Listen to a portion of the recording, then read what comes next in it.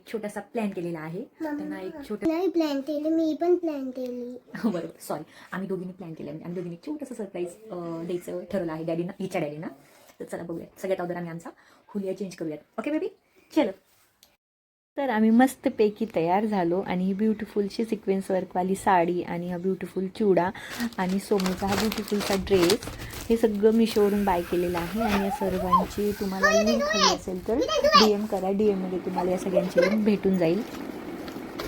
So finally एवढ्या मेहनतीनंतर आमचे हे फॉईल बलून्स फुगले.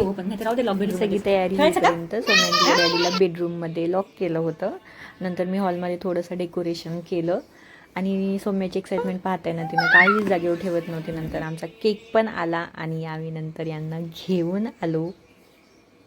मला तर पर्सनली असं वाटतं की ज्या गोष्टीतून म्हणजे छोट्या छोट्या गोष्टीतून आपल्याला आनंद भेटतो, तर त्या गोष्टी आपण केलं पाहिजे. असं नाही की खूप मोठं मोठं सरप्राईज देणं, मोठ्या गोष्टी करणं, त्याच्यातच आनंद असतो. छोट्या छोट्या या छोट्याशा गोष्टीमध्ये पण खूप आनंद असतो आणि आपलं प्रेम पण वाढतं, बॉन्डिंग वाढती आणि हॅपीवाले मुवमेंट्स पण आपल्याला कलेक्ट करता येतात.